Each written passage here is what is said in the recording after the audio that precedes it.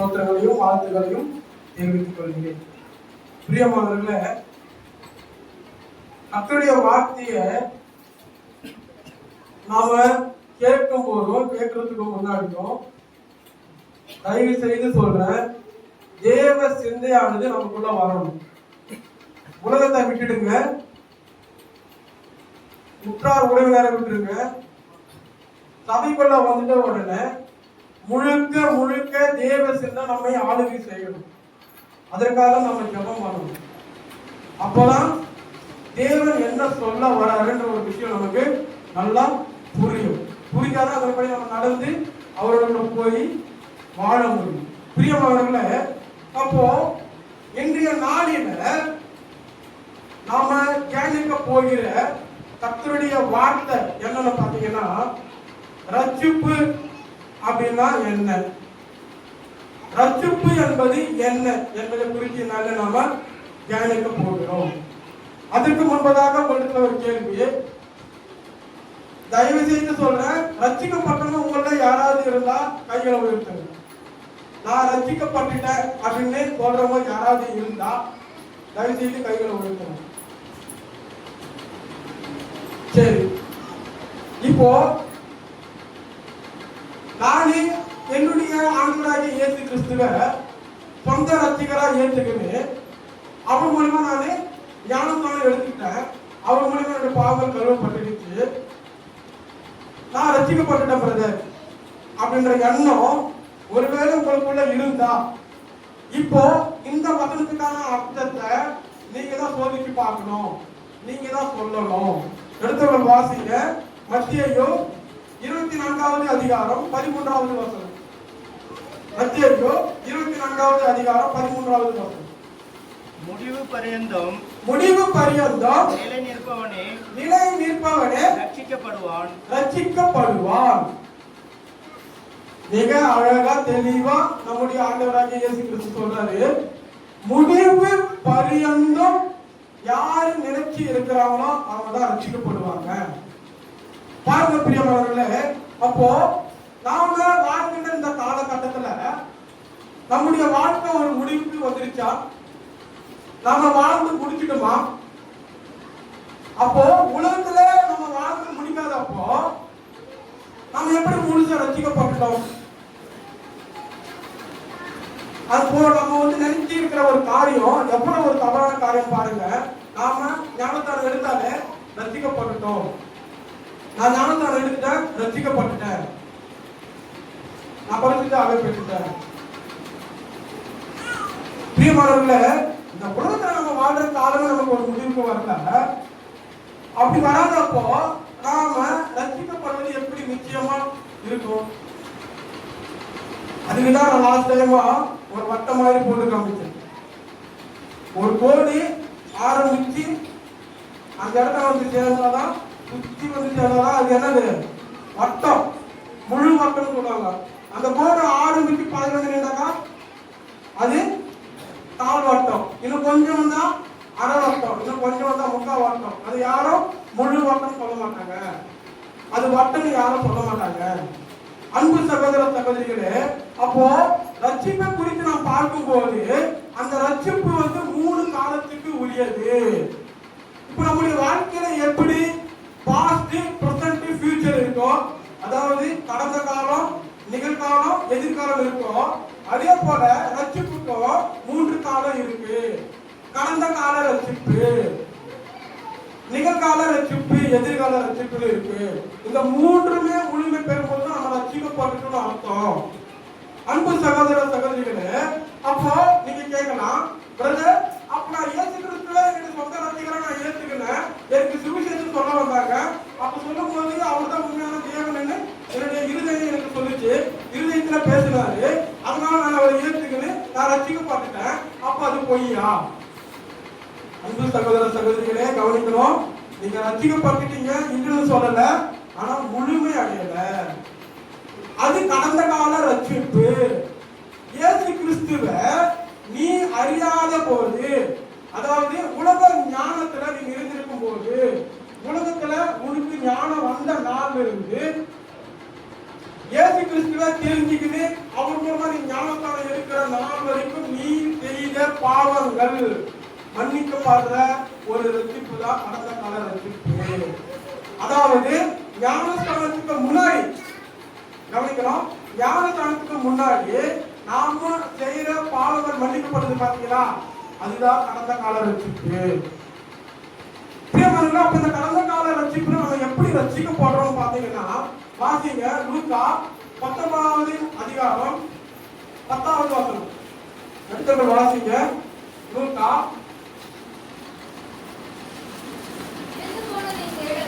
நல்லா கவனிக்கணும். இழந்து போனதை தேடவும் ரட்சிக்கவுமே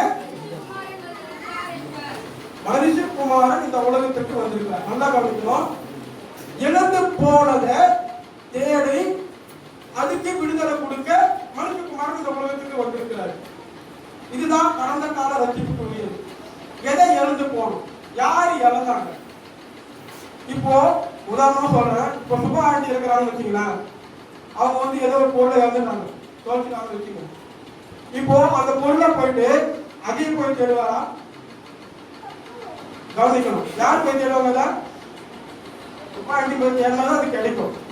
அப்போ இழந்து போனதை தேடவும் ரட்சிப்பவுமே மனுஷகுமாரன் உலகத்துக்கு வந்தார். அப்போ தேவன் உலகத்தை இழந்துட்டாரு. ஆனா அது யார் மூலமா தெரியாது இப்போதைக்கு. புரியுதுங்களா? இப்ப தேவன் வந்து ஒரு காரியத்தை இழந்துட்டாரு. அது என்ன? அதை தேடி கண்டுபிடிச்சு அதை விடுதலை பண்ணதுக்காக, அதை ரட்சிப்படை செய்யறதுக்காக இயேசு கிறிஸ்து உலகத்துக்கு வந்தார். இப்ப பாருங்க, இப்போ ஒரு வசனம் சொல்றத வாசிங்க. ரோமர் 5:10வது வசனம் வாசிங்க. ரோமர் 5ஆம் அதிகாரம் 10வது வசனம் வாசிங்க. நாம் தேவனுக்கு ஃபர்ஸ்ட் பாயிண்ட், நாம தேவனுக்கு சத்துரு. அப்புறம் படிங்க. அவருடைய குமாரனின் மரணத்தினாலே யாரோட கூட ஒப்புரவாக்கப்பட்டோம்? யார் அது? இயேசு கிறிஸ்துவின் மூலமா தேவனோட கூட ஒப்புரவாக்கப்பட்டோமானால், ஒப்புரவாக்கப்பட்ட பின் நாம் அவருடைய ஜீவனாலே ரட்சிக்கப்படுவது அதிக நிச்சயம் அல்லவா? இப்போ எபேசியர் 2:12 வாசிங்களா? எபேசியர் 2ஆம் அதிகாரம் 14வது வசனம் வாசிங்க. எப்படியெனில் அவரே நம்முடைய சமாதான காரணராகி இரு திருத்தாரையோ ஒன்றாக்கி வகை. அங்க என்ன சொல்றாரு? தேவனுக்கு சொத்துன்றாரு. போறீங்க வகைன்றார். படிக்க, மேல படிக்க. வகையாக நின்ற விரும்பியாகிய அடி சுவரை சட்ட திட்டங்களாகிய நியாய பிரமாணத்தை தம்முடைய மாம்சத்தினாலே ஒழித்து இரு திருத்தாரையோ தமக்குள்ளாக ஒரே புதிய மனுஷனாக சிருஷ்டித்து இப்படி சமாதானம் பண்ணி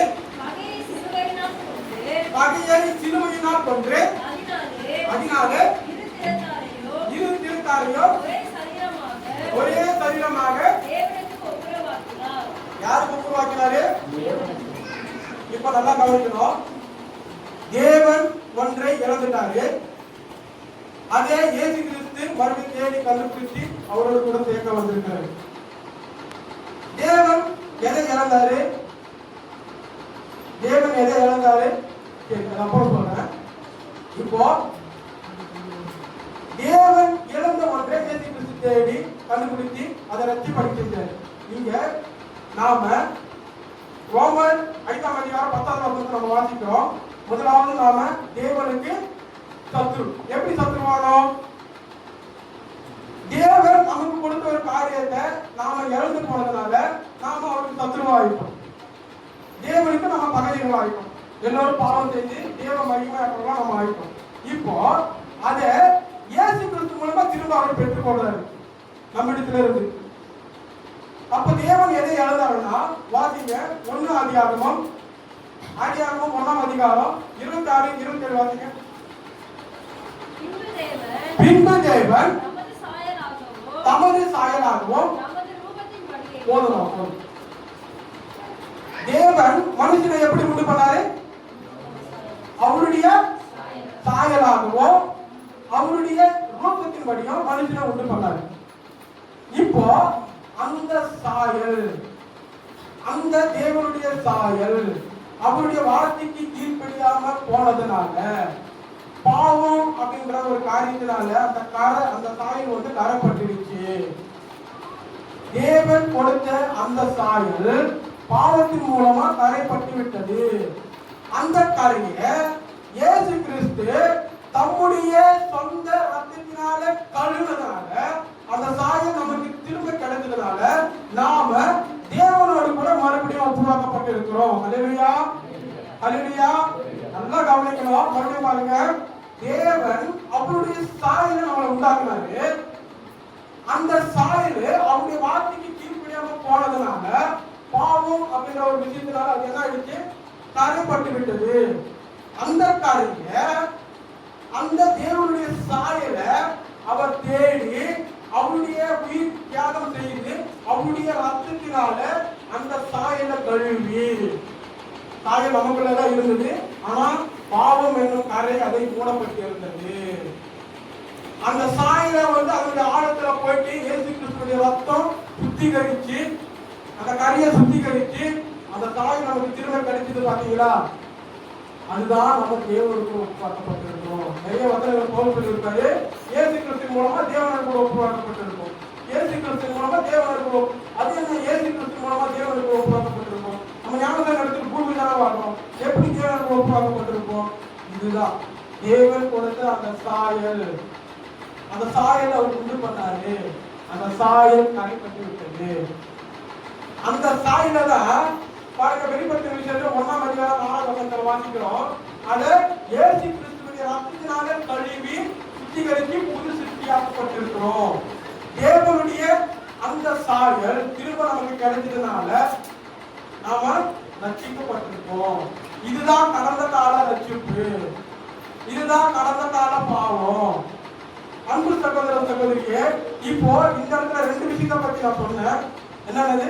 முதல்ல பாவம், அப்புறம் தேவ சாயல்.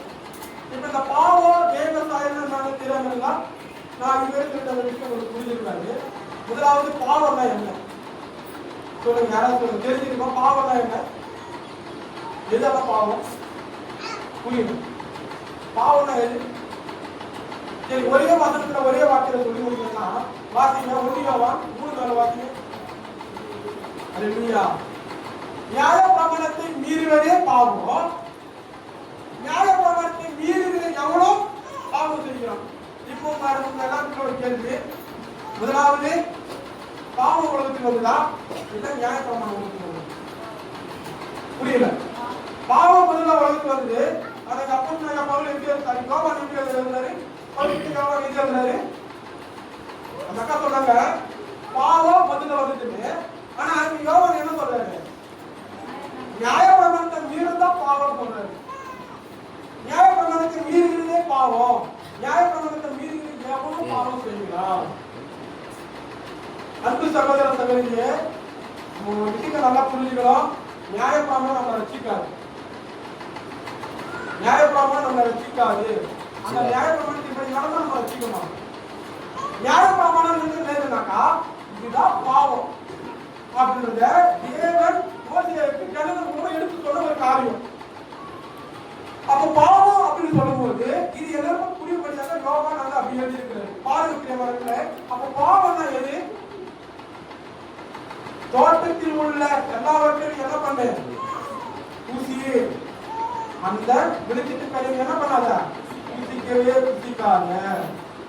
பிரியமானவர்களே, பாவம் அப்படின்றது என்னன்னா தேவனுடைய வார்த்தை அது எதுவா இருந்தாலும் இதன்படி நீ செய்யணும் செய்யணும், இதன்படி நீ செய்யக்கூடாதுன்னா செய்யக்கூடாது. அவர் செய்யக்கூடாதுன்னு சொன்ன விஷயத்தை மீறி செஞ்சா பாவம். அவர் இதை செய்யணும்னு சொன்ன விஷயத்தை நம்ம செய்யாம போனா பாவம். நீங்க வேணா ஆரம்பி யோசிச்சு பாருங்க, தேவசிங்களோட யோசிச்சு பாருங்க.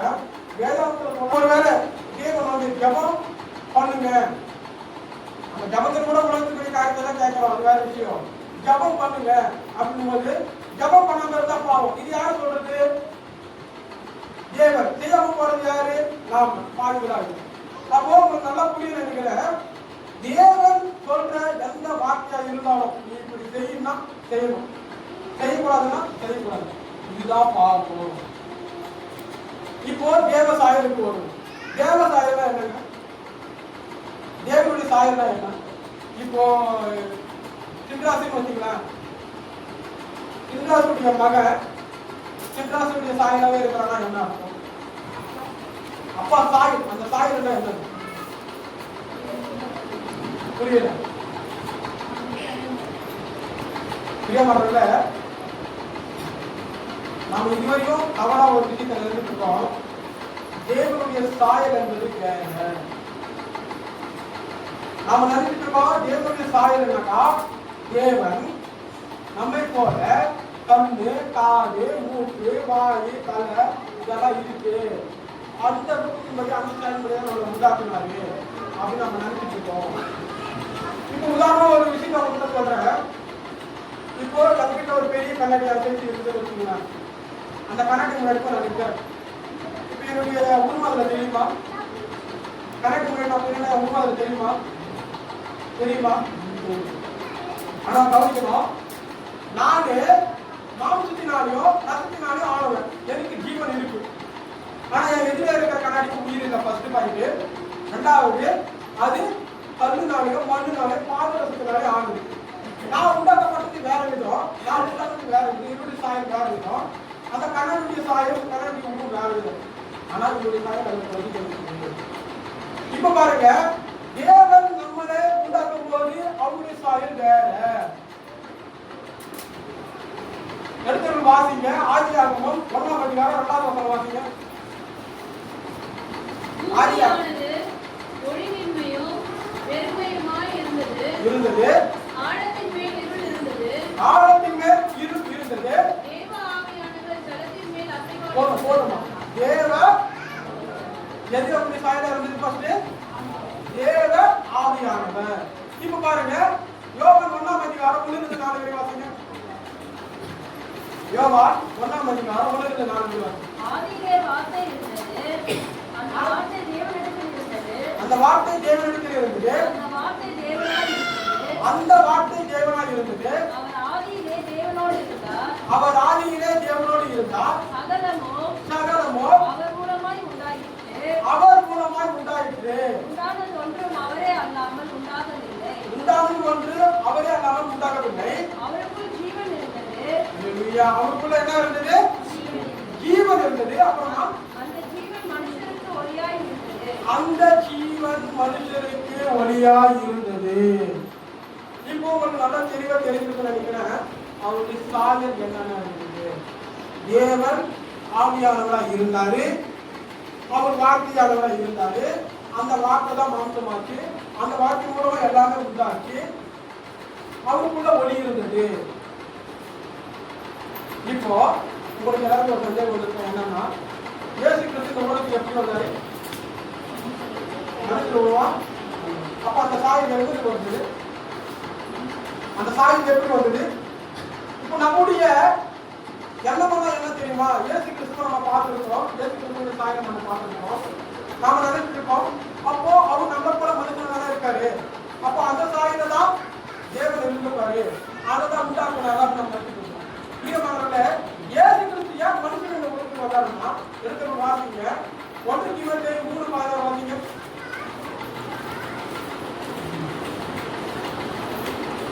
1 தீமோத்தேயு 3:16. அன்றியோ தேவ பக்திக்குரிய ரகசியமானது யாவரும் ஒப்புக்கொள்ளுகிறபடியே மகா மேன்மை உள்ளது. தேவன் மாம்சத்தினாலே வெளிப்பட்டார். அல்லேலூயா, அல்லேலூயா. கவனிக்கணும், தேவன் எதனால வெளிப்பட்டாரு? எதனால வெளிப்பட்டாரு? அவருடைய சாயல் மாம்சம் இல்ல, அவருடைய சாயல் சரீரம் இல்ல, ஆனா மாம்சத்தை வெளிப்பட்டார். அதுக்கு என்ன காரணம்னா, பவுல் எழுதுற பாருங்க, எபிரேயர் 2:14 வாசிங்க. எபிரேயர் 2:14 வாசிங்க.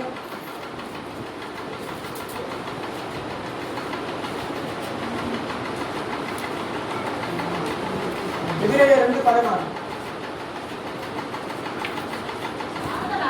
ஆதலால் பிள்ளைகள் மாம்சத்தையோ ரத்தத்தையோ உடையவராய் இருக்க அவரோ அவர்களைப் போல மாம்சத்தையோ ரத்தத்தையோ உடையவரானார். பிரியமானவர்களே, இப்போ உங்களுக்கு நல்லா தெளிவா புரிஞ்சிருக்கும் நினைக்கிறேன். தேவன் எதுக்காக மாம்சத்துல வந்தாரு? உங்களுக்கு எதுக்காக மாம்சத்துல வந்தாரு? நாம மாம்சத்துல இருந்தாலும் அவரும் மாம்சத்துல வந்தாரு. அல்லேலூயா, அல்லேலூயா. அப்ப தேவனுடைய சாயல் நாக்கு நீங்க சொல்ற மாதிரி சிங்காசன பையன் கண்ணு காது கிட்டத வேற இருக்குது சாயல் அல்ல. அது குணாதிசயம், தேவனுடைய கேரக்டர். அந்த கேரக்டரை வச்சு நம்மளை படைச்சாரு. அது நல்ல கேரக்டர், அது ஆவிக்குரிய ஒரு கேரக்டர். அந்த ஆவிக்குரிய ஒரு காரியம், அந்த நல்ல கேரக்டர் தான் பாவத்தினால கரைப்பட்டு விட்டது. அவருடைய வார்த்தைய பேச்சு, அவருடைய பேச்சு மீறி நடந்ததுனால அந்த சாயல் கரைப்பட்டு விட்டது. அந்த காரியத்தான் இயேசு கிறிஸ்து நம்முடைய சொந்த ரத்தத்தினால கழுவி சுத்திகரித்து அந்த சாயல் நமக்கு திரும்ப கிடைச்சதுனால நாம தேவனுக்கு கூட உருவாக்கப்பட்டிருக்கோம். இதுதான் கடந்த கால ரட்சிப்பு. கடந்த காலத்துல தேவனுக்கு கொடுத்த சாயல் இறந்து போனதுனால இயேசு கிறிஸ்து மூலம் நமக்கு கிடைச்ச ரட்சிப்பு தான் இந்த கடந்த கால ரட்சிப்பு. பிரியமானவர்களே, இப்போ நிகழ்கால ரட்சிப்புனா என்ன? இந்த நிகழ்கால ரட்சிப்புனா என்ன? நிகழ்கால ரட்சிப்புனா அவருக்கு ரட்சிக்கப்பாங்க. பாருங்க, முதலாவது இந்த நிகழ்கால ரட்சிப்புனா என்னன்னா, ஞானத்தோட எடுத்த பாத்தீங்களா? இந்த ஞானத்தோட எடுத்த நாள் முதல் இந்த பூமியில தற்காலிகமா நம்ம மறிக்கிறோம் பாத்தீங்களா? தற்காலிகமா செத்து போறோம் பாத்தீங்களா? அந்த நாள் வரைக்கும் நாம ரட்சிக்கப்படுற ஒரு விஷயம் தான் நிகழ்கால ரட்சிப்பு. நல்லா கவனிக்கிறோம். ஒரு சிலர் சொல்லுவாங்க, ஞானஸ்தானத்துக்கு முன்னாடி எடுத்த பாவம் மன்னிக்கப்படும், ஞானஸ்தானத்துக்கு அதுக்கப்புறம் எடுத்த பாவம் மன்னிக்கப்படாது. என்ன கிடையாது. இந்த நிகழ்கால ரட்சிப்புல ஞானஸ்தானம் எடுத்ததுக்கு அப்புறமா நம்ம பரிசுத்தம் ஆகணும். எப்படின்னா கவனிக்கிறோம், ஞானஸ்தானம் எடுத்துட்டோம், ரட்சிப்பு ஆயிட்டோம், அப்ப நம்ம என்ன ஆயிட்டோம்? முழுச பரிசுத்தம் ஆயிட்டோம். உங்க வழிக்க முழுச பரிசுத்தம் ஆயிட்டோம். அப்ப பரிசுத்தவான்களுக்கு இந்த பூமியில இடம் இருக்கா? அவங்களுடைய இடம் எங்க? தேவனுக்கு கூட பரலோக ராஜ்யத்துல. அப்போ ஞானஸ்தானம் எடுத்து நான் பரிசுத்தம் ஆயிட்டேன்னா நான் உடனே செத்து போயிடணும். இந்த உலகத்துல நான் என்ன பண்ணணும்? உடனே செத்துணும். செத்துட்டு நான் அவரோட போயிடணும். கரெக்டுங்களா? அப்போ பிரதர், அங்கே நமக்கு ரட்சிப்பாருக்கு தேவனுடைய சாயம் நமக்கு திரும்பி கிடைச்சிச்சு அல்லவா? அப்புறம் எதுக்கு இந்த நிகழ்கால ரட்சிப்பு? நம்ம ஏன் இந்த நிகழ்காலத்துல ரட்சிக்கப்படணும்? ஏன் இந்த இடத்துல நம்ம பரிசுத்தம் ஆகணும்? ஒரு சின்ன உதாரணம் போட்டுறாங்க. ஒரு சாக்கடை அவர் வச்சுக்கணும். அவர் என்ன பண்ணாருன்னா, இறங்கி சாக்கடை ஃபுல்லா கிளீன் பண்ணுவார். கிளீன் பண்ணிட்டு வீட்டுக்கு வர்றாரு. வீட்டுக்கு வந்து என்ன பண்ணாருன்னா, நல்லா ஒரு லைஃப் சோப் போட்டு நல்லா நச்சு போட்டு நல்லா மனமளவு குளிச்சுட்டு வீட்டுக்குள்ள வராங்க வச்சுக்கிறாங்க. அவரை பொறுத்தவரை அவர் லைஃப் சோப் போட்டு குளிச்சுட்டாரு. அவரை பொறுத்தவரை அவர் குடிக்க மாட்டாரு. அந்த பக்கத்துல இருக்கிற அந்த வாசல் வருமா வராதா? வருமா வராதா? நிச்சயமா வரும். அதே போலதான் பிரியமானவங்க, அந்த தேவனுடைய சாய் நமக்கு திரும்பி கிடைச்சிருச்சு. பாவம்ன்ற ஒரு விஷயம் நம்முடைய இருதயத்துல சரி, நம்ம குடும்பத்துல சரி வேறொன்றி கிடைக்குது. அப்போ அந்த பாவசாயம் நமக்குள்ள இருக்கும். அந்த பாவசாயம் முற்றிலும் ஒழியணும்னா நமக்கு இயேசு கிறிஸ்துவினுடைய சாயல் தேவை. அந்த இயேசு கிறிஸ்துவினுடைய சாயல் நமக்கு மறுபடியும் கிடைக்க நமக்குள்ள உருவாகி உருவாகி உருவாகி எப்படி ஒரு முட்டைக்குள்ள கோழி உருவாகி வெளியே வருதோ, அதே போல இயேசு கிறிஸ்துவினுடைய குணாதிசயங்கள், இயேசு கிறிஸ்துவினுடைய கேரக்டர் நமக்குள்ள உருவாகி உருவாகி உருவாகி அது நடைமுறைப்படுத்துகிற, அது வெளிவருகிற. அப்படி வெளிவரும் போதுதான் நாம முழுக்க பரிசுத்தமாக பண்ணணும். நல்லா கவனிக்கிறோம். பாவத்துடைய சாயம் நம்முடைய உடல்ல இருக்கு. நம்ம யாராலும் சொல்ல முடியாது, நான் ஞானஸ்தானம் எடுத்துட்டு நான் எந்த பாவமும் செய்யல அப்படின்னு யாராலுமே சொல்லவும் முடியாது. ஏன்னா பாவசாயம் நமக்குள்ள இருக்கு. அந்த பாவசாயம் தான் நம்ம அடிக்கடி பாவம் செய்ய தூண்டுது. நல்லா கவனிக்கணும். அப்ப அந்த பாவசாயல் முற்றிலும் மேலெடுக்கப்படணும்னா கிறிஸ்துவனுடைய சாயல் நமக்குள்ள வரணும். இப்போ தமிழ்நாட்டுக்கு ஒரு டவுட் என்னன்னா, என்ன கல்வி தேவ சாயம் நம்ம திரும்பி கட்டிட்டுன்னு சொன்னேன், இங்க வந்து கிறிஸ்துவ சாயம் உருவாகணும்னு சொல்றீங்க, அது எப்படி கவனிக்கணும்? நம்மள தேவ சாயம் கட்டிக்கலாம், அப்ப நமக்குள்ள வந்து அந்த தேவ சாயம் உருவாகணும், கிறிஸ்துவ சாயம் உருவாகணும்னு வந்து சொல்றீங்க. பாருங்க, நான் சொல்ல கலாத்தியர் 4:19 வாசிங்க. கலாத்தியர் 4:19 வாசிங்க. என் சிறு பிள்ளைகளே, கிறிஸ்து உங்களிடத்தில் உருவாகும் அளவும் உங்களுக்காக மறுபடியும் கர்ப்பவேதனைப்படுகிறேன். கிறிஸ்து நம்மிடத்துல உருவாகணும், கர்ப்பவேதனைப்படுகிறோம். அதாவது ஒரு தாயானவள் ஒரு பிள்ளையை எப்படி கர்ப்பம் தரித்து எப்படி பெற்றெடுக்கிறாங்களோ அழகா, எந்த ஒரு குறை இல்லாம, அதே போல கிறிஸ்துவனுடைய சாயல் நமக்குள்ள உருவாகி எந்த ஒரு தாய் இல்லாம வெளியே வரணும். அப்பதான் நம்ம அந்த பாத்தினுடைய தாயில புதுசா வேலை இருக்க முடியும். சரி, இப்ப நான் சொன்ன மாதிரி அந்த அக்கா கேள்வி கேட்ட மாதிரி ஏன் கிறிஸ்துவனுடைய சாயலை நம்ம சொல்றாரு? ஏன்னா பாத்தீங்க, யோவான் 1:18 வரும். யோவான் 1:18 வரும்.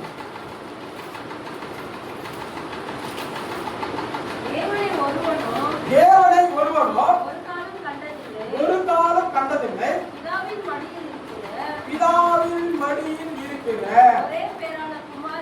ஒரே பேரான குமாரனாகிய இயேசு கிறிஸ்துவை வெளிப்படுத்தினார். அல்லேலூயா, அல்லேலூயா. கவனிக்கணும், பழைய ஏற்பாட்டு காலத்துல தேவன் மனிதர்களுக்கு தம்முடைய வாக்கின் மூலமா சாயலை வெளிப்படுத்தினார். தேவன் ஒரு பொய்யர் அல்ல, அவர் அன்பானவர். இதெல்லாம் வாக்கின் மூலமா வெளிப்படுத்துற ஒரு விஷயம். தேவனுடைய சாயலை எப்படி வெளிப்படுத்தினாரு? தேவன் மனுஷர்களுக்கு வாக்கின் மூலமா வெளிப்படுத்தினாரு. ஆனா தேவனுடைய சாயம் இப்படிதான் இருக்கு, யாரும் தேவனை பார்க்கல, யாருக்கும் தெரியாது. அந்த சாயல் தேவன் இப்படிதான் வாழ்ந்தாரு, தேவனுடைய கேரக்டர் இதுதான், தேவன் இப்படிப்பட்டவர் தான், அவர் இப்படிதான் அன்பு பண்ணுவாரு, அவர் இப்படிதான் சமாதானம் பண்ணுவாரு, அவர் இப்படிதான் தயவு பண்ணுவாரு, அவருக்கு விசுவாசம் இப்படிதான் இருக்கும், அவர் இப்படிதான் நீடிய பொறுமையானவர் அப்படின்னு வாழ்ந்து காமிச்சது இயேசு கிறிஸ்து. அந்த இயேசு கிறிஸ்துவ சொன்னாதான் எல்லாருக்கும் புரியறதுக்காக பவுல் அதை அப்படி எழுதியிருக்கிறாரு. அல்லேலூயா, அல்லேலூயா.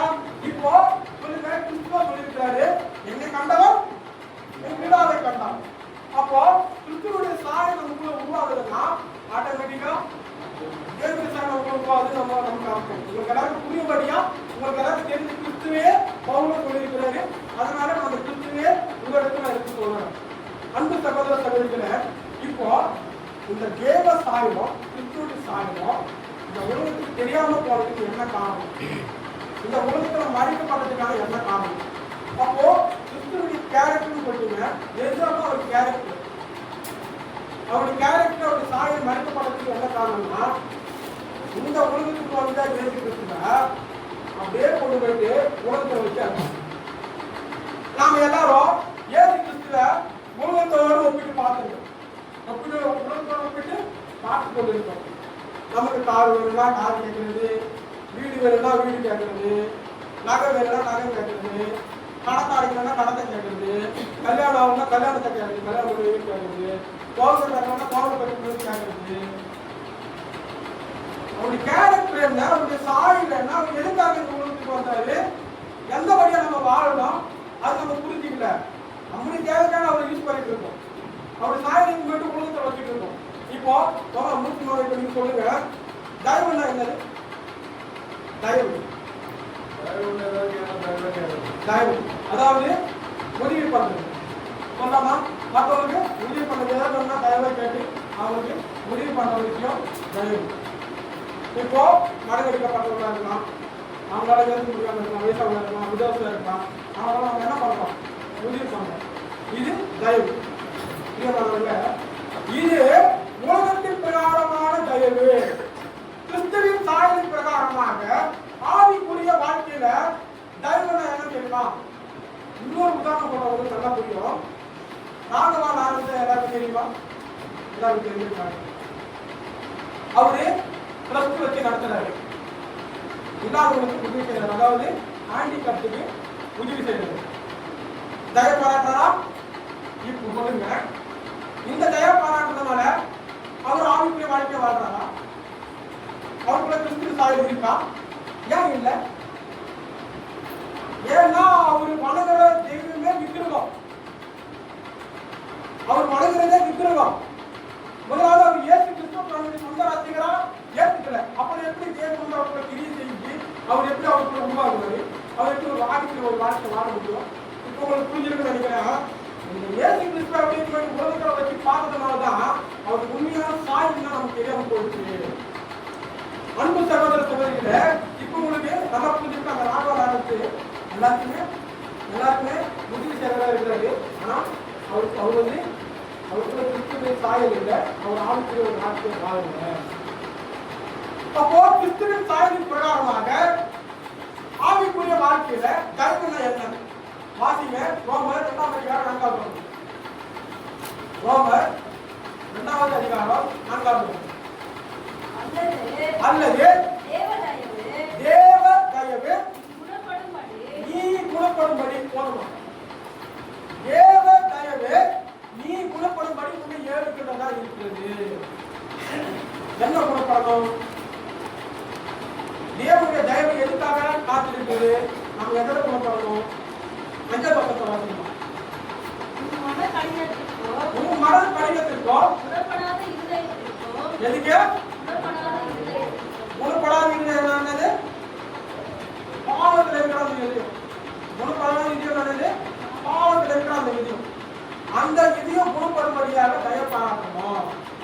அன்பு சகோதர சகோதரியே, நாம மற்றவர்களுக்கு தயவு பாராட்டணும்னா என்னன்னா, மற்றவங்க நம்ம உதவி செய்யறது என்னன்னா, பரிசுத்தத்துல பிச்சையா இருக்கிறவங்களுக்கு,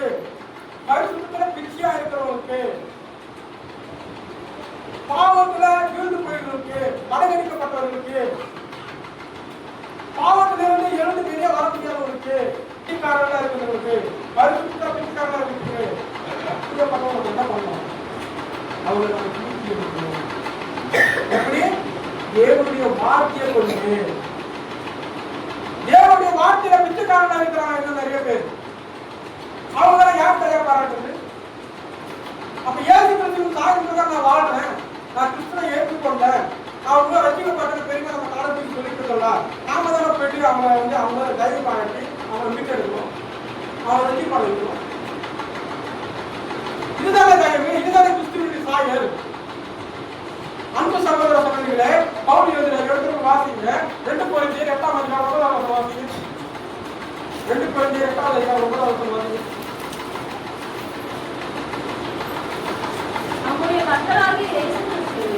நம்முடைய கர்த்தராகிய இயேசு கிறிஸ்து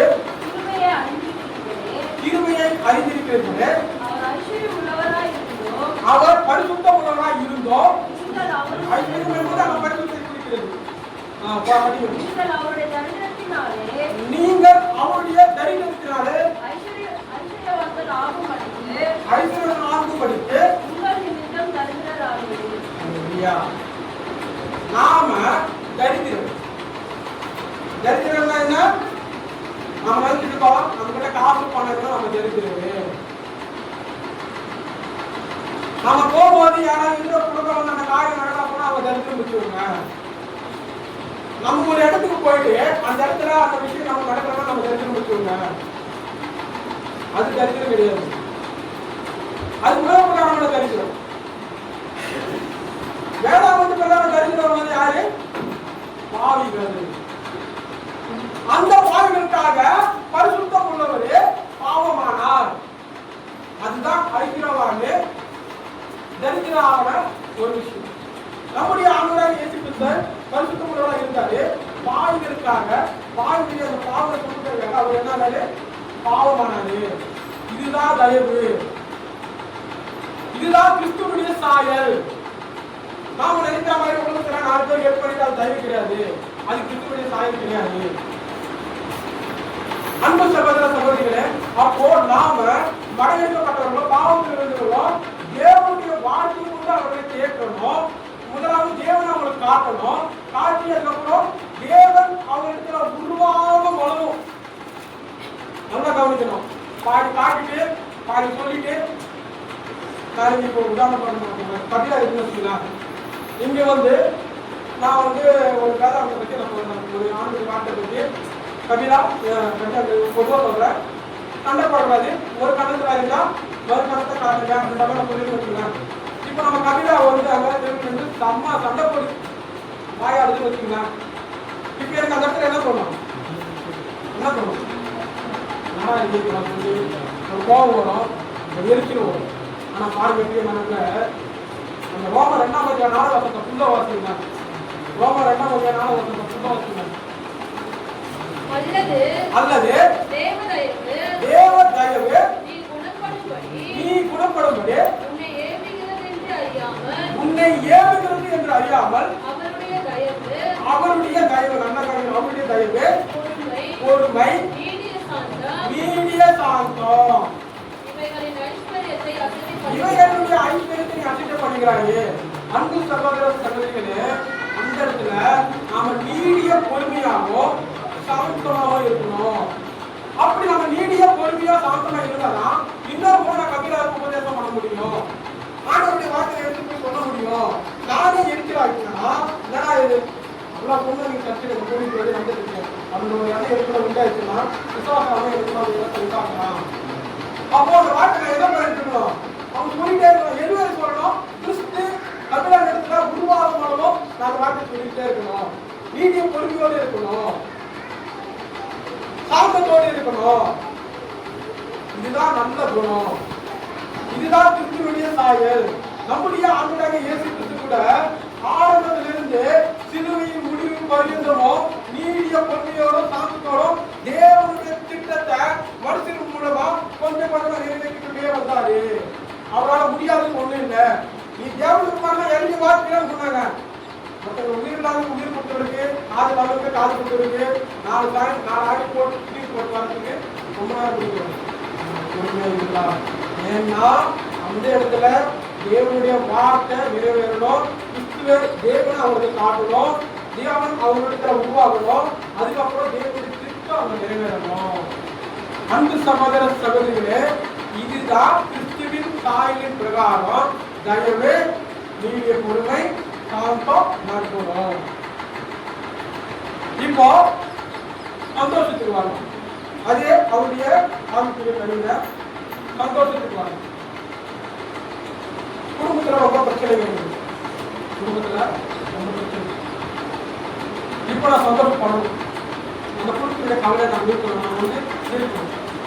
அப்ப நான் என்ன பண்ணுவேன், நேரம் பாருக்கு போவேன், குடிச்சிட்டு என்ன பண்ணுவேன், அந்த கவலையை மறந்து கொஞ்ச நேரத்துக்கு நான் வந்து சந்தோஷமா இருக்கேன். சரி இல்லை நான் குடிக்கல, நான் குடிக்காதவன், ஏன்னா நான் உலக பிரகாரமாக ஒரு நீக்குள்ள மருத்துவம் வச்சுக்கலாம். நான் என்ன பண்ணுவேன், ஒரு சினிமா பாட்டை போட்டு டான்ஸ் ஆடுவேன். இல்லையா சினிமாவுக்கு போயிட்டு 3 நாள் நான் என்ன பண்ணுவேன், கழிப்பேன். அந்த 3 நாள் செலவழித்தாலே ஒரு சகோதரி அந்த குடும்ப கவலை நான் மறந்துடுவேன். அன்பு சகோதர சகோதரிகளை, இது உலக பிரகாரமான சந்தோஷம், உலகத்தில் நம்ம அடையிற சந்தோஷம், உலக கவலைகளுக்காக நம்மை ஆயத்தப்படுத்துகிற ஒரு சந்தோஷம். ஆனா கிறிஸ்துவின் சாயலின் பிரகாரம் தான் ஆவிக்குரிய வாழ்க்கையில சந்தோஷம் என்ன பாத்தீங்கன்னா, வாசிங்க பிலிப்பியர் 4:4. பிலிப்பியர் 4வது அதிகாரம் 4வது வசனம். கர்த்தருக்குள் எப்பொழுதும் சந்தோஷமாய் இருங்கள். சந்தோஷப்படுறதுல என்னது, அதாவது கிறிஸ்துவின் சாயலின் பிரகாரமா ஆவிக்குரிய ரீதியில சந்தோஷப்படுறதுல என்னது, கர்த்தருக்குள்ள சந்தோஷப்படுறது. இப்போ நம்ம ஆளுக்கு கர்த்தருக்குள்ள சந்தோஷப்படுறதுல உடனே என்ன வந்துருக்கோம், என்ன வந்துருக்கோம், பைபிள் படிக்கணும், ஜபம் பண்ணணும், எல்லாருக்கும் வேண்டி வந்து பாட்டு பாடணும்,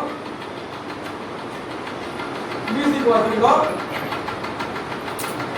அப்புறம் கிறிஸ்டின் பாட்டு டான்ஸ் ஆடணும். இதுதான் வந்து கர்த்தருக்குள்ள நம்ம சந்தோஷம் வருது. இதுதான் கிறிஸ்துவுடைய சாயல், இதுதான் ஆவிக்குரிய வாழ்க்கை. பிரியமானவர்களே, நான் முன்பதாக சொல்லியிருக்கேன், இது ஆவிக்குரிய வாழ்க்கை பற்றி சொல்லியிருக்க ஒருத்தா. இதுவெல்லாம் பாரம்பரியம், கிறிஸ்தவர்கள் காலகாலமா செஞ்சுட்டு வர ஒரு விஷயம். இது கிறிஸ்துவுடைய சாயல் இல்லை. அப்ப கிறிஸ்துவின் சாயலின் பிரகாரமா ஆவிக்குரிய வாழ்க்கையில சந்தோஷம்னா என்ன?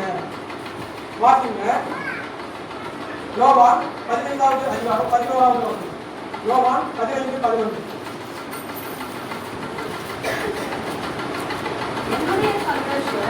என்னுடைய சந்தோஷம் உங்களில் நிலைத்திருக்கும் படிக்கும் உங்கள் சந்தோஷம் நிறைவாய் இருக்கும் படிக்கும்.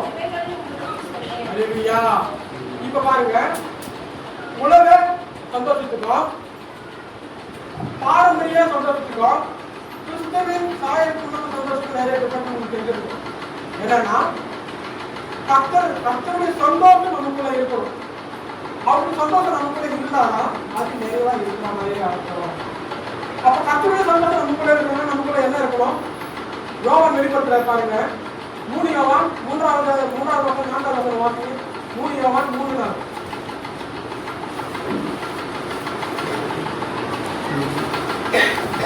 3 யோவான் 3:4. சீக்கிரமா வாசிக்கிறோம்னா சீக்கிரம் முடிஞ்சிடும்.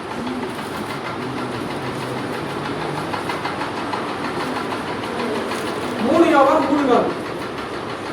சகோதரர் வந்து நல்ல காரணம். சகோதரர் வந்து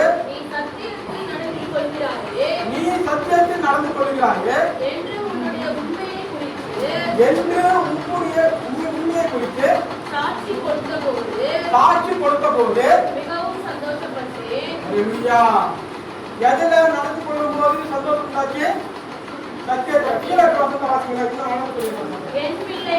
என் பிள்ளைகள் சத்தியத்திலே நடக்கிறார்கள் என்று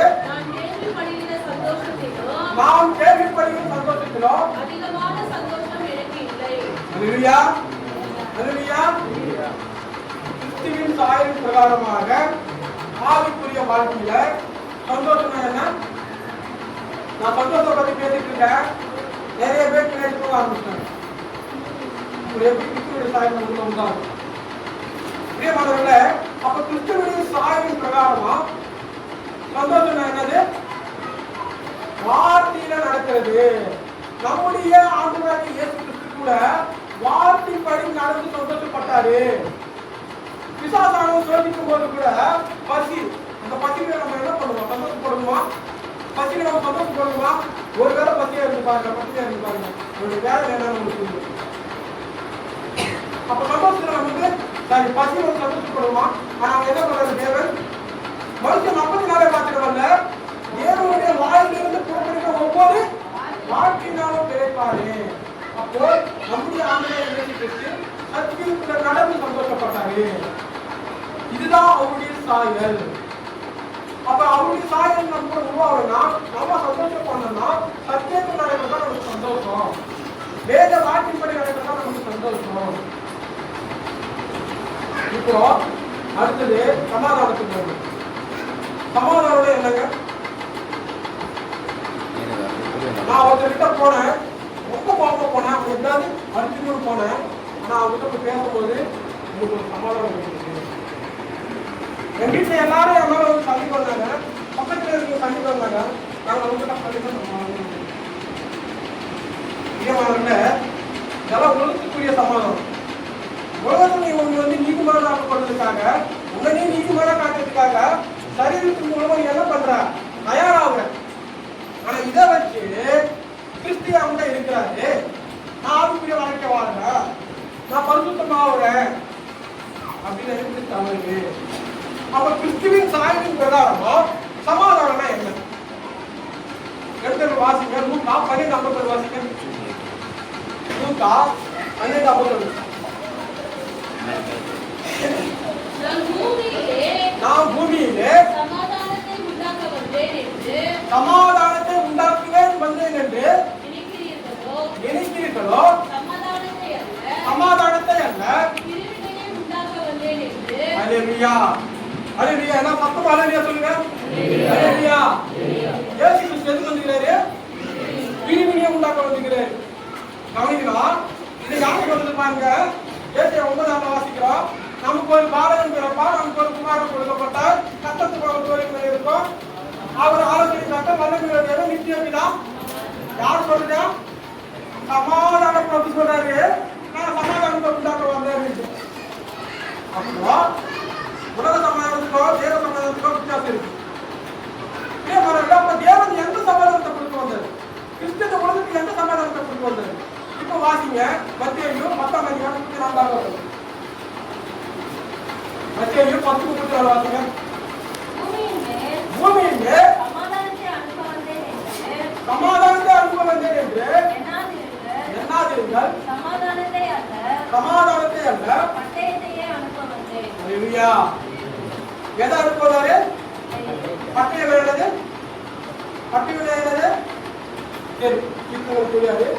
ஒரு குழு பொருளை சொல்லியிருக்காங்க. இருபுறமும் கருப்புள்ள பட்டயம் எது? இதுதான் சமாதானம். இந்த வார்த்தை கொடுத்து தான் எழுதுது. இதுதான் சமாதானம். பட்டயம் என்னது? மறுபடியும் வார்த்தைகள். இதுதான் பட்டயம். அன்பு சகோதர சகோதரிகளே, இன்னும் கீழே நீங்க பார்த்தீங்கன்னா இன்னும் அழகு சொல்லியிருப்பாரு. மாமியாருக்கும் மருமகளுக்கும், கணவனுக்கும் மனைவிக்கும், அப்பாவுக்கும் பிள்ளைக்கும், பிள்ளைக்கும் அப்பாவுக்கும் பிரிவினை உண்டாக்க வந்திருக்கிறேன் அப்படின்ட்டு இன்னும் அழகா சொல்லியிருப்பாரு. அப்போ உலக அன்பில் அல்ல, உலக அன்பை கொடுத்து நான் உங்ககிட்ட வரல, உலக சமாதானத்தை கொடுத்து நான் உங்ககிட்ட வரல, தேவனுடைய சமாதானம் என்னன்னு உங்களுக்கு கொண்டு வந்திருக்கேன், தேவனுடைய அன்பு என்று உங்களுக்கு கொண்டு வந்திருக்கேன். அப்போ உங்களுக்கு உலகத்துல இருந்து ஒரு பிரிவு தேவை. இந்த அன்பை நான் உங்ககிட்ட காட்டணும்னா இந்த இடத்துல இருந்து நீங்க பிரிஞ்சு வரணும், என்னுடைய அன்பை நாடி வரணும்.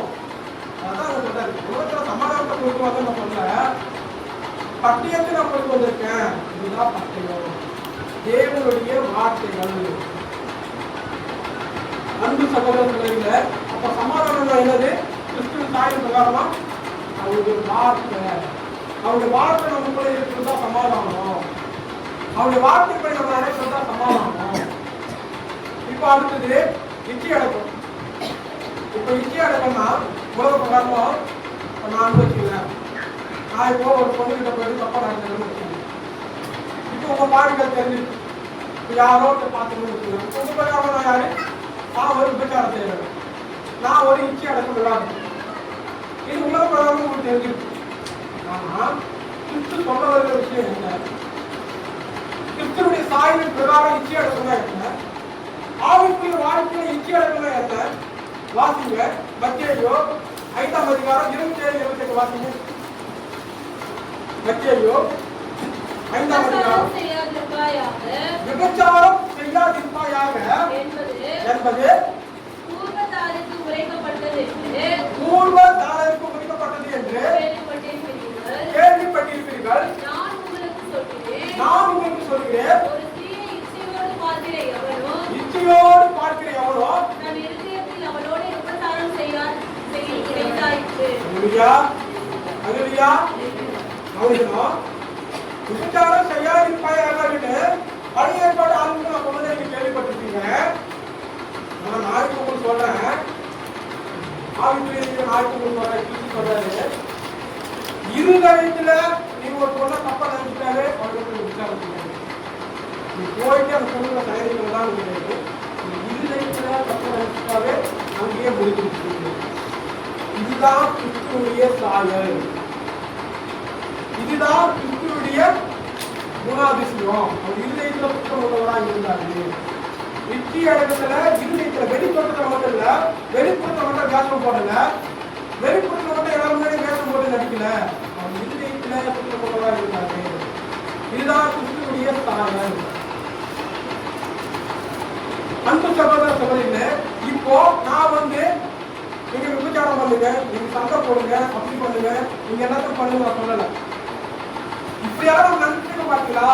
இதெல்லாம் வந்து உலக சார்ந்த டிசிப்ளின், உலகத்துக்குரிய ஒழுக்கம், உலகத்துக்குரிய நீதி.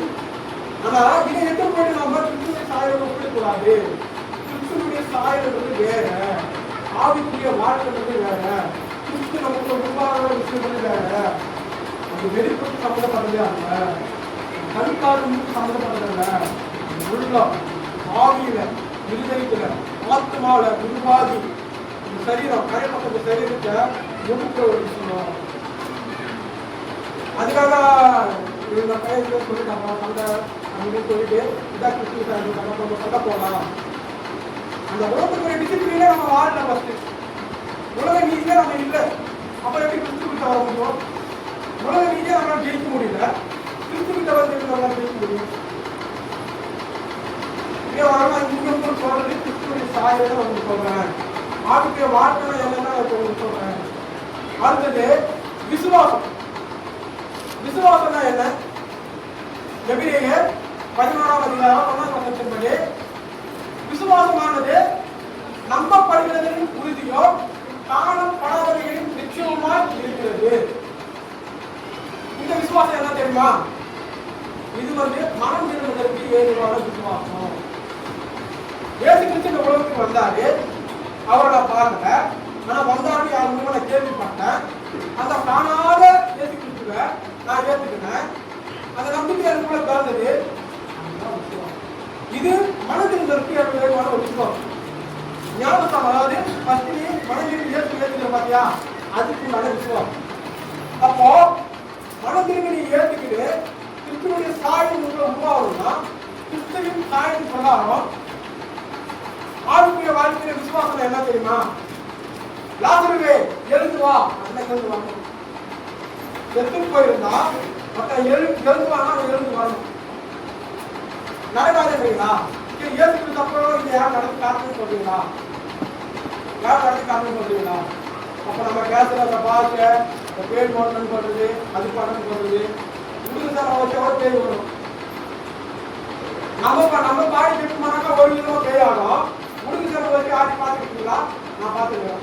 அது ஒரு வித்தியாசமா நம்ம இப்படி வரும் நான் பார்த்துக்கிறேன். உங்களுக்கு தான் எவ்வளவு பேர் வரும். விசுவாசமானது அது இல்லை. கத்துடைய சாதிக்க விசுவாசம் அது இல்லை. கோபம் எல்லாரும் தெரியல. நீங்க அவர் இந்தியாவில் முதல்ல எங்க வந்தாரு? எந்த மாநிலத்தில் வந்தாரு? கேரளாவில் வந்து முதல்ல இந்தியாவில் ரசிக்கப்பட்டவங்க யாரு? ஏற்றுக்கொண்டவங்க யாரு? பிராமணன். ஆனா இன்னைக்கு நான் ஒரு இடத்துல ஊழியர்கள் எங்க போவோம்? எஸ்டிஆர் மாற்றிக்கோங்க. எஸ்டிஆர் மாற்றிக்கோங்க. ஏன்னா எஸ்டிஆர் எதுவும் இல்லை. அவங்க நம்ம வந்து பணம் கொடுத்து, துணி கொடுத்து, மிக்சர் கொடுத்து, பக்கம் கொடுத்து, சோறு போட்டு அப்படிதான் நம்ம மாணவர்களுக்கு திருப்பணும். ஏன்னா மாணவர்கள் ஒன்றுலாம் இருப்பாங்க, வளமெல்லாம் இருப்பாங்க. பிரியமானவர்களே, சோமா யார் மூலியமா முதல்ல சண்டை போட்டு என்னோட தேவன் தான் உண்மையானவர் அப்படின்னு யாரு கூட சண்டை போட தெரியுமா? இன்னைக்கு மரியாதை உட்காந்து இருக்கலாம் பார்த்தீங்களா? பிராமணன் முதல்ல கேட்ட மாட்டேங்கிற வீசுறது என்னன்னா, இயேசு கிறிஸ்துவை பற்றி சுவிசேஷம் சொல்லும் போது அவங்க எல்லாரும் வந்து சோமா கிட்ட சண்டை போடுறாங்க. நீ என்ன புது கடவுள் சொல்லிட்டு இருக்க? சரி, ஓகே, நம்ம 2 பேரும் ஒரு போட்டி. நான் சொல்ல வந்த தேவன் உண்மையானவர், அவர் உயிருள்ளவர், அவர் எங்கிட்ட அரசாங்கமாக இருக்கிறாரு. நான் ஒரு அதிசயத்தை நான் செய்யறேன். அதே அதிசயத்தை நீ திருப்பி செய்யும். நான் ஒத்துக்கிறேன். உங்களுடைய கடவுள் தான் ஒன்று நான் ஒத்துக்கிறேன் அப்படின்னு யாருக்கு கவலை இருந்தாரு? பிராமணன் கிட்ட. ஆனா நம்ம ஊழியம் செய்யும் போது அப்படி அந்த ஊர் பக்கம் போறது கிடையாது. அந்த காட்டிய தாண்டி அந்த போறது கிடையாது. ஏன்னா நமக்குள்ளே ஒரு எண்ணம் என்னன்னு அவன் ஆரம்பம். இதுவா விசுவாசம்? இதுவா கிறிஸ்துவின் சாயல்? இதுவா ஆவிக்குரிய வாழ்க்கை? அன்பு சகோதர சகோதரிகளே, அவர் செய்த அற்புதத்தை சொல்ல பாருங்க. முதலாவது ஒரு சொங்க இருக்கிறாரு. சொங்க எடுத்து இந்த தண்ணியை நான் மொடுறேன். மொள்ளும் போது அந்த சொங்குடைய தடையோ அந்த தண்ணிக்குள்ள அப்படியே இருக்கும். தண்ணிக்குள்ள ஏதாவது சொங்கத்து போடனா அந்த தடையை அப்படியே இருக்குவாங்க. அந்த அடையாளம் அப்படியே இருக்குமா? தண்ணிக்கு சொம்பெடுத்து போடுறோம், சொம்பு அடையாளம் அப்படியே இருக்குமா? சரி, ஃபர்ஸ்ட் அடையாளம் அப்படியே இருக்கணும். ரெண்டாவது, இந்த சொம்பை தூக்கி நான் மேல போடுவேன். தண்ணி கீழே ஊற்றக்கூடாது, சொம்பு கீழே கூடாது. இதை பண்ணி காட்டுங்க, நான் ஒத்துக்கிறேன். நான் இப்போ மனது மாறிக்கிறேன், உன் கடவுளை நான் ஏற்றுக்கிறேன். நீ வணங்குற கடவுளை நான் ஏற்றுக்கிறேன். அவங்க தண்ணி கொண்டாங்க, தண்ணி கலந்துச்சு, மறுபடியும் தான் செய்யுது. தூக்கி மேலே போனாங்க, சொம்போடு கூட வந்து தண்ணி கீழே வருது. ஆனா சோமா செஞ்சாரு, அந்த இடத்துல தண்ணி கொண்டாரு. இயேசு கிறிஸ்துவ, அதாவது தேவனாகிய கர்த்தருடைய ஊழியக்காரமான சோமா சேரவே தண்ணியை கொண்டாரு. என்னாச்சு? சொம்புக்கு தண்ணி அங்கே இருந்துச்சு. சொம்ப தூக்கி மேலே போனாரு, சொம்ப வாங்க உள்ள அந்த தண்ணியை கீழே ஊற்றினாரு. அங்க மாதவ பிராமணர் இந்தியாவோட முதல்ல மாற்றி நம்ம எல்லாம் தப்பா நடத்திட்டு இருக்கிறோம். கர்நாடகத்துல வந்துட்டாரு தோமா, கர்நாடகத்துல வந்துட்டாரு எங்க வீட்டு வேலை கர்நாடகத்துல வந்துட்டாரு 10 லட்சம் பேர் தான் மாத்துறாரு. ஏன்னா அதெல்லாம் எதுவுமே இல்லை. புரியாத புரோஜாச்சியாருக்கு நம்மளாம் புரிய வைக்கணும். தோமா அங்க வரல, 10 லட்சம் மாற்றுறது பிராமணத்தை தான் அப்படின்னு நம்ம அவங்க புரிய வைக்கணும். யாருக்கிட்ட போய் மோதி கேட்கிறாரு? இதுதான் கிறிஸ்துவனுடைய சாயம், இதுதான் ஆவிக்குரிய விசுவாசம். இப்ப லாஸ்டா அன்பு. இந்த அன்பை பத்தி உண்மையே எல்லாருமே ரொம்ப ரொம்ப தவறா புரிஞ்சிருக்கு. அதாவது வேதாகமத்தை எடுத்து உபதேசம் பண்ற வரையில இருந்து அடிமட்டத்தில் இருக்கிற விசுவாசி வரைக்கும் அன்புன்னா என்ன தெரியும், அன்பை பற்றி எதுவும் தெரியும், அன்பு பண்றது என்ன தெரியும். நான் ஏன் இதை போறேன்னா யாரும் தப்பா நினைக்க கூடாது. லாஸ்டா நான் வந்து ஒரு சமூகத்தை கொடுத்து போனேன். அங்க ஒரு சகோதரி தான் உபதேசம் பண்ணாங்க. இந்த பையனை பார்த்து சொல்றாங்க, நான் ஒரு பெண்ணுன்றதால நான் சொல்றேன், பெண்கள் எப்பவுமே வெளிப்படையான அன்பை தான் எதிர்பார்ப்பாங்க. நீங்க வெளிப்படையான அன்புதான் நீங்க இருக்கணும், அன்பு காட்டுறதா நீங்க இருக்கணும் அப்படின்ட்டு அன்பு சகோதரியே நான் சொல்றேன். புருஷன் இடத்துல நீ மாயமான அன்பை எதிர்பார்க்கிற. கணவன்மார்களுக்கு சொல்றேன், உங்க மனைவிக்கு நீங்க மாயமான அன்பை காட்டுறீங்க. பிரியமலர்ல புருஷன் வந்து மனைவிக்கு பூ வாங்கி கொடுக்கறது அன்பு இல்ல, மனைவியை பொங்கிடுறது அன்பு இல்ல, மனைவிக்கு முத்தம் கொடுக்கறது அன்பு இல்ல. உங்க மேல இருக்கிற இன்ட்ரெஸ்ட் போயிட்டாக்கா வேற ஒரு தேடி போவோம். நல்லா கவனிக்கணும். உங்க மேல இருக்கிற இன்ட்ரெஸ்ட் போயிட்டாக்கா வேற ஒரு இடத்துல தேடி போவோம். ரெண்டாவது, எல்லா இடத்திலும் விட்டு கொடுக்கணும். மனைவியை எல்லா இடத்துல எந்த இடத்துல விட்டு கொடுக்க கூடாது. உங்ககிட்ட ஆதாயம் இருக்கிறதையும் உன்னை ஒரு இடத்துல விட்டு கொடுக்க மாட்டான். உன்னை விட ஆதாயம் ஒரு இடத்துல வந்துச்சுன்னா அதை விட்டு கொடுக்கணும். மனைவி இடத்துல அன்பு காப்பாடுனாக்கா அப்பா அம்மா வெறுத்து, அப்பா அம்மா ஒதுக்கி, கூட பிறந்தவங்க ஒதுக்கி மனைவி வேலைக்கு போறது, மனைவி மீது அன்பு காட்டுறது இல்லை.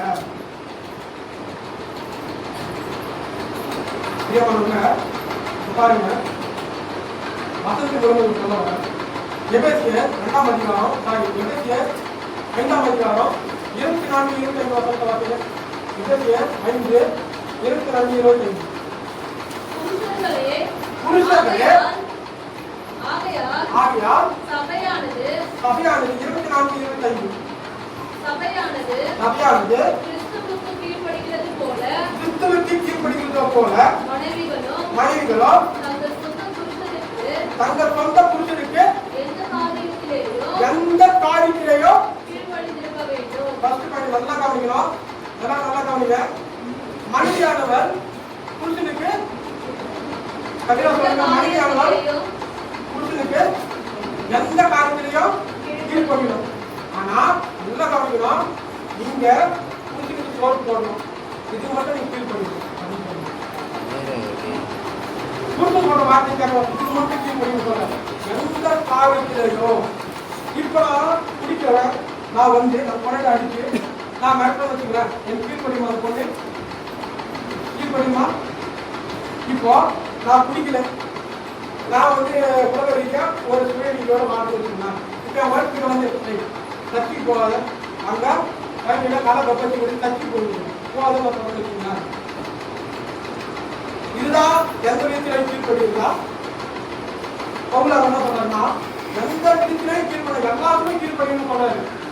கீழே ஒரு புள்ளி வச்சுக்கிறாரு. என்னன்னா கீழே வசந்த படிங்க, புருஷர்களே என்ன பண்ணணும்? மனைவி மீது அன்பு காட்டணும். பார்த்தீங்களா, அது இல்லை, அது கூட அன்பு, மாயான அன்பு, மனித அன்பு. அன்பு சகோதர சகோதரிகளே, புருஷன் அன்பு காட்டும் போது அப்ப புருஷன் என்ன சொன்னா எந்த விதத்திலே அவர் கீழ்ப்படிக்கணும். இப்போ முதலுக்கு நம்ம வந்துருவோம். அன்பின் போது 10ஆம் அதிகாரம் 27 சொல்லப்பட்டிருக்கு. ஒரு முழு இதயத்தோட, முழு ஆத்மாவோட, முழு பலத்தோட ஒரு தேவனாகிய கர்த்தருக்கு அன்பு கூறுவாயாக. இரண்டாவது, உன்னை நீ நேசிப்பது போல, உன்னை நீ அன்புவது போல பிறருக்கு அன்பு கூறுவாயாக. 2 கர்த்தரை பார்க்கணும், எல்லாமே அடங்கியிருக்கு சொல்றாரு. இப்ப பாருங்க, தேவனுக்கு நம்ம அன்பு கூறுறத வச்சு அப்பா பார்த்தோம்னா உன்னிடத்துல அன்பு கூறுறது போல பிறரிடத்துல அன்பு கூறாது. இப்போ நம்ம கையில ஒரு முழு குடிச்சு அதே போல மற்றவங்களுக்கு ஒரு கஷ்டம் ஒரு துன்பம் வரும்போது அந்த இடத்துல நம்ம என்ன பண்ணலாம்? இதுதான் அல்லேலூயா. பிரியமானவர்களே, இது உலக பிரகாரமான அன்பு, இது உலகத்துக்குரிய அன்பு. இது உண்மை நீ நேசிப்பது போல பிறகு நேசிக்கிற விஷயம் இல்லை. இந்த அன்பு அதை சொல்லல. முதலாவது அன்பு என்னன்னு சொல்லி பாருங்க. எடுத்து வாசிங்க. யோவான் 1 யோவான் 5ஆம் அதிகாரம் 3ஆம் வசனம் வாசிங்க. 1 யோவான் 5ஆம் அதிகாரம் 3ஆம் வசனம்.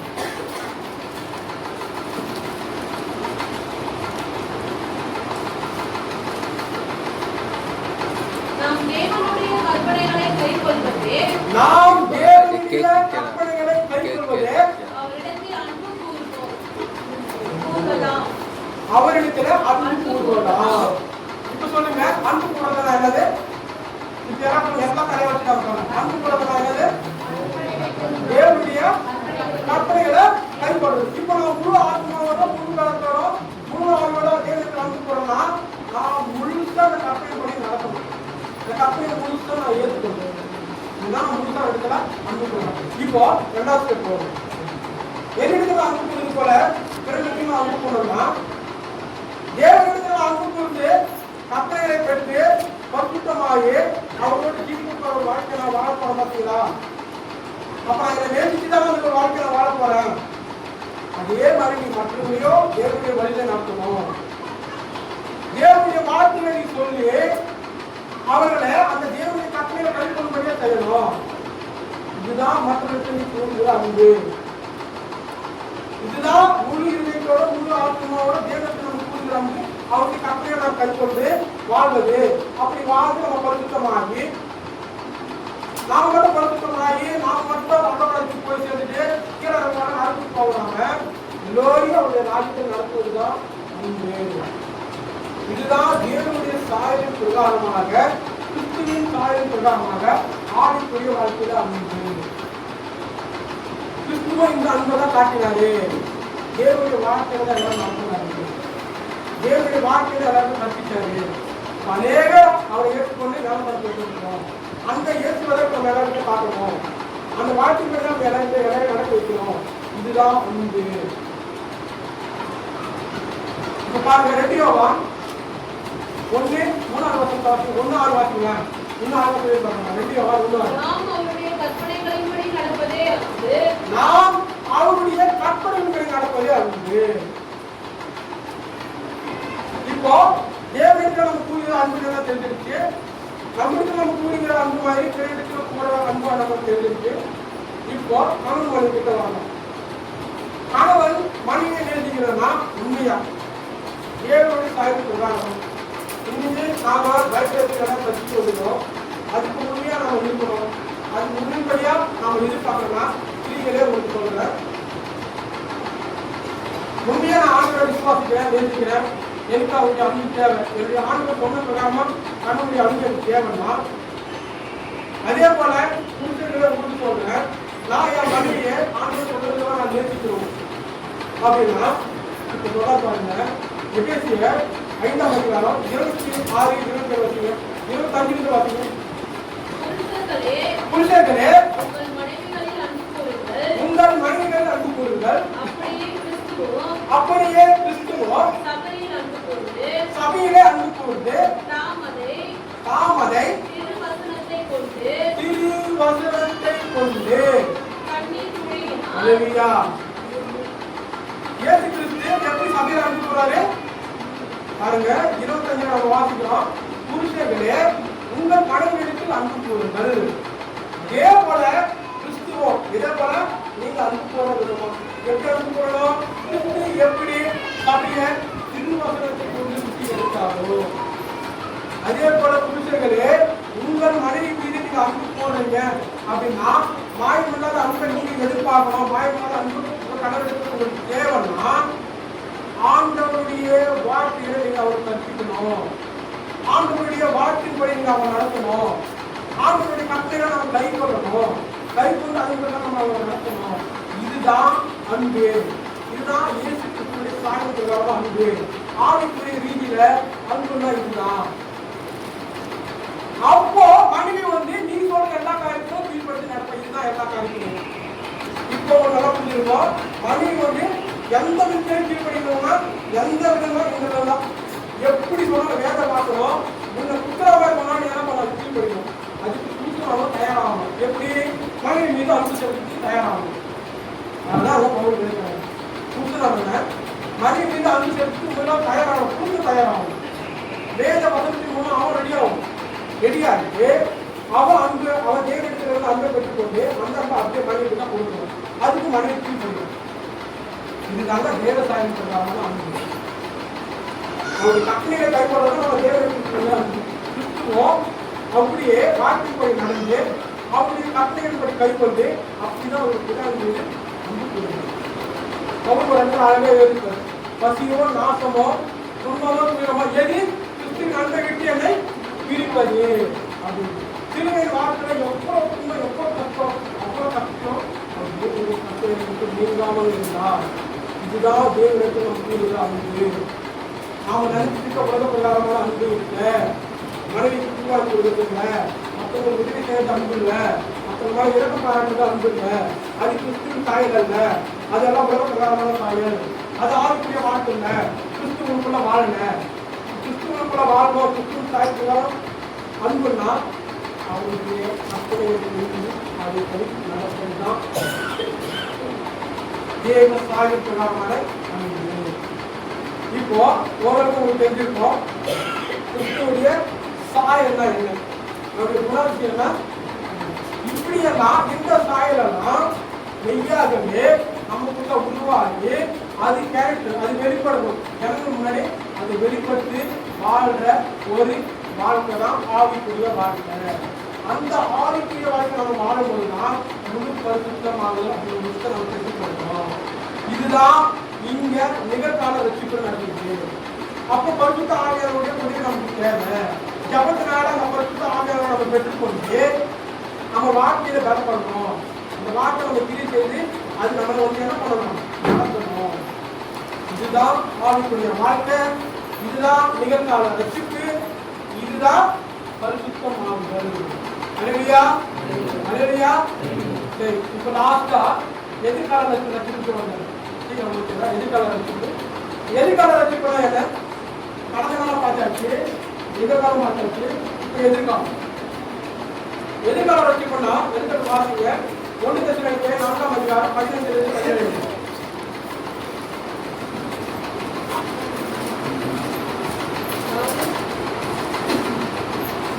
4:15-17. கர்த்தருடைய வார்த்தையை முன்னிட்டு நாங்கள் உங்களுக்கு சொல்லுகிறதாவது கர்த்தருடைய வருகை மட்டும் உயிரோடு இருக்கும் நாம் நித்திரை அடைந்தவர்களுக்கு முந்திக் கொள்வதில்லை. ஏனெனில் கர்த்தர் தாமே ஆரவாரத்தோடும் பிரதான தூதனுடைய சத்தத்தோடும்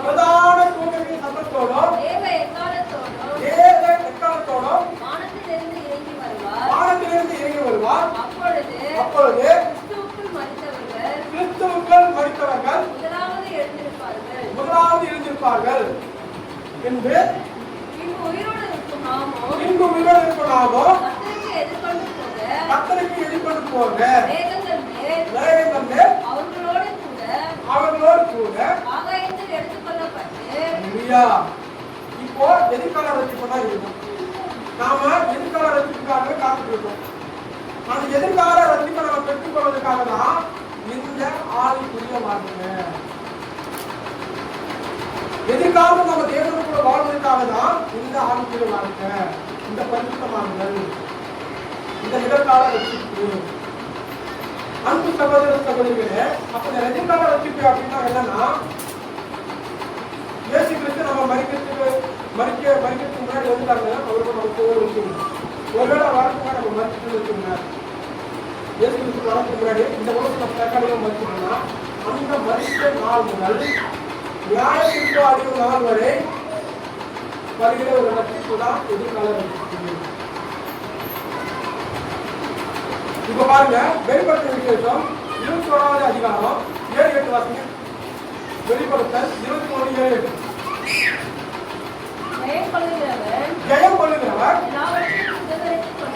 எல்லாவற்றையும் சுதந்தரித்துக் கொள்வான். நான் அவன் தேவனாய் இருப்பேன். அவன் என் குமாரனாய் இருப்பான். பயப்படுகிறவர்களும் அவிசுவாசிகளும் அருவருப்பானவர்களும் கொலைபாதகரும் விபச்சாரக்காரரும் ஊழியக்காரரும் விக்கிரக ஆராதனைக்காரரும் பொய்யர் அனைவரும் எத்தனாவது மரணம்? இரண்டாம் மரணமாகிய அக்கினியின் கந்தகமோ எரிகிற கடலிலே பங்கடைவார்கள். இதுதான் எதிர்பார்ப்பு. அந்த அக்னி கடலில் அந்த எரிகிற கந்தகத்துல அக்னி கடல் எப்படி இருக்கும்? கடல் பகுதிக்கு எப்படி இருக்கும்? அது நெருப்ப பகுதிக்கு எப்படி இருக்கும்? கடல் சின்ன பகுதிக்கு நம்ம தாங்க முடியல, வந்து ஒரு உணவுக்கு வச்சுட்டு போயிருக்கு. நெருப்ப பகுதிக்கு எப்படி இருக்கும்? அந்த அக்னி கடலில் நமக்கு விழாத படிக்கு. இதுதான் எதிர்கால ரட்சிப்பு. அன்பு சகோதரர்களே, இப்போ இன்னொரு கேள்வி உங்களுக்கு என்னன்னா, பழைய ஏற்பாட்டு காலத்துல நோவாவுக்கு முன்னாடி வாழ்ந்த ஜனங்கள் என்ன பண்ணாங்க? ஏன்னா அவங்க யாருக்கும் ஏற்றுக்க முடியாது.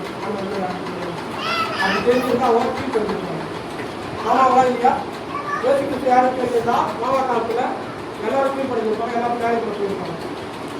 ஆனா நோவா குடும்பம் மட்டும்தான் விசுவாசிச்சாரு. நோவா மட்டும்தான் வேலைக்குள்ள காக்கப்பட்டாங்க. அப்போ மீதியா இருக்கிறவங்க என்ன பண்ணாங்க? ஜனத்தில் அழிப்பு போனாங்க. ஓகே, அழிப்பிட்டு எங்க போனாங்க? தற்காலிகமாக மறந்துட்டாங்க. எங்க போனாங்க? வாசிங்க 2 பேரு 3வது அதிகாரம் 19 வாசிங்க. 1 பேரு 3:19.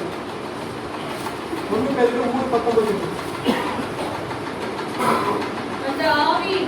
அந்த ஆவியிலே அவர் போய் காவலில் உள்ள ஆவிகளுக்கு பிரசங்கித்தார். எந்த ஆவியில போய்? இயேசு கிறிஸ்து மரித்து உயிர் தெழுந்த அந்த ஆவியோடு கூட எங்க போனாரு? எங்க போனாரு? பாதாளத்துக்கு போனாரு. முதல்ல எங்க போனாரு? பாதாளத்துக்கு போனாரு. இயேசு கிறிஸ்து உயிர் எழுந்த உடனே பகவானுக்கு போயிடு. எங்க போனாரு? பாதாளத்துக்கு போனாரு. அதை பாருங்க, காவலில் வைக்கப்பட்ட ஆவிகளை யாரு காவலில் வைக்கப்பட்டிருப்பாங்க? அந்த ஆவிகள் பூர்வத்திலே நோவா பேழையை ஆயத்தம் பண்ணி நாட்களிலே தேவன் நீதிய பொறுமையோடு காத்திருந்த போது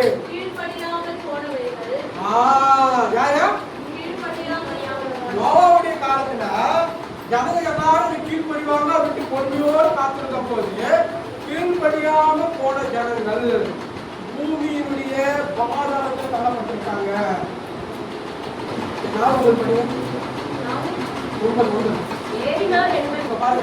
ஏறினார் என்பதனாலே அவர் அதற்கு முன்னே நினைக்கிறேன். அவரு ஏறுவதற்கு முன்பதாக பரலோகராஜ்யத்துக்கு அந்த ஆவியில உயிர் தெழுவதற்கு முன்பதாக பூமியின் தாழ்விடமா என்னது? பூமியுடைய தாழ்விடமா என்ன சொல்லுவாங்க? பாதாளம், பள்ளத்தாக்கு. பூமியுடைய பள்ளத்தாக்கு. அந்த பள்ளத்தாக்குல அந்த பாதாளத்துல கட்டப்பட்ட அந்த ஆவிகளுக்கு போயிட்டு அவர் என்ன பண்ணாரு? பிரசங்கம் பண்ணாரு அப்படின்ட்டு 2 பேரு 1 பேரு 3:19 நம்ம வாசிக்கணும். அன்பு சகோதர சகோதரிகளே, நோவா காலத்துல தேவனுக்கு கீழ்படியாம மறுக்கி போனவங்க எங்க போயிருக்காங்க? இப்போ எங்க பாருங்க, மாதாளத்துல மறுக்கி போயிருக்காங்க. இந்த ஆளோடு தான் அவர் என்ன பண்ணாரு? அவங்க போயிட்டு புத்தகம் பண்ணாரு.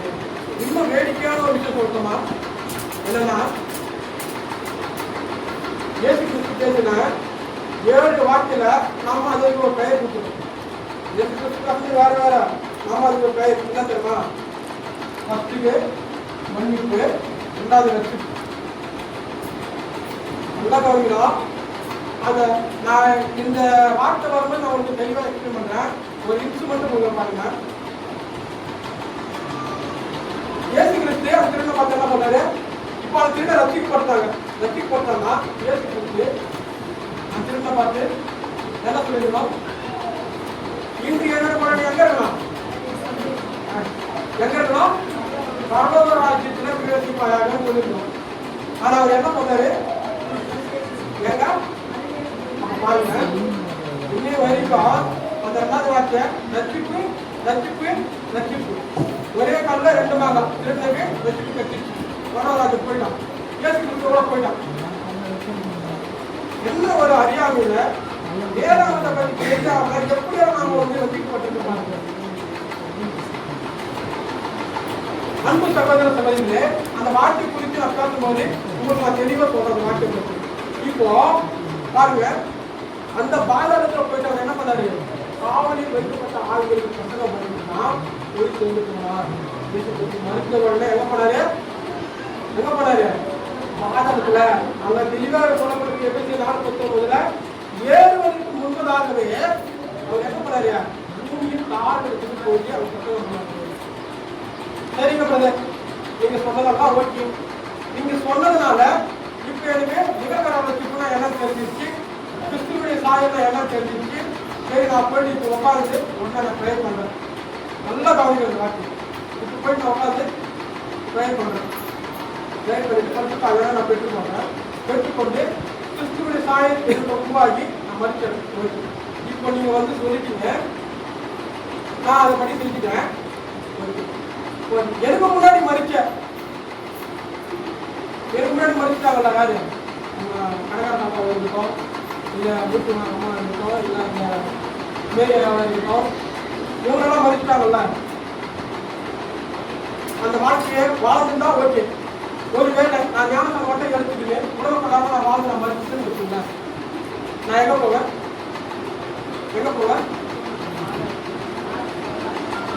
வருத்தப்பட்டு பாடம் சுமக்கிறவர்களே, நீங்கள் எல்லோரும் நிறுத்தி வாருங்கள், நான் உங்களுக்கு இளைப்பாறு தருவேன்.